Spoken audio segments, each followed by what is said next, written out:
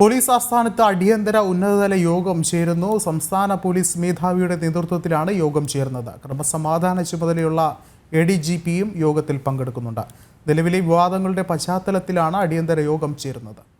കൂടുതൽ വിവരങ്ങളുമായി പ്രജിത്ത് മോഹനൻ ഒരിക്കൽ കൂടി ചേർന്നുണ്ട്. പ്രജിത്ത്, യോഗം ഇപ്പോഴും പുരോഗമിക്കുകയാണോ? എന്താണ് മറ്റു വിവരങ്ങൾ?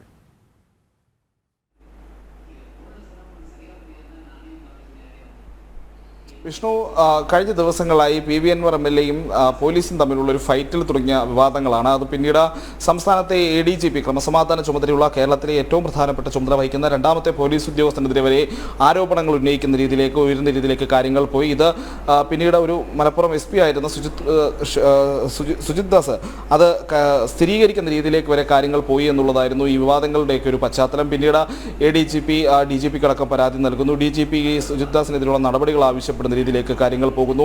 മുഖ്യമന്ത്രിയും ADGP MR അജിത് കുമാറുമായി കൂടിക്കാഴ്ചയൊക്കെ നടത്തുന്നു. അങ്ങനെ വലിയ നാണക്കേടിലേക്ക് പോലീസ് പോയിട്ടുണ്ട്. പ്രത്യേകിച്ച് സംസ്ഥാനത്തെ ഏറ്റവും പ്രധാനപ്പെട്ട രണ്ടാമത്തെ പോലീസ് ഉദ്യോഗസ്ഥനെതിരെ ഇത്ര വലിയൊരു ആരോപണം ഉയരുന്നതും ആ ആരോപണം ഉയർത്തുന്നത് പ്രധാനപ്പെട്ട ഒരാൾ തന്നെയാണ്. അതായത് സംസ്ഥാനത്തെ ഭരണകക്ഷിയുടെ ഒരു MLA കൂടിയാണ് ഇത്തരത്തിലുള്ള ആരോപണം ഉയർത്തുന്നത്.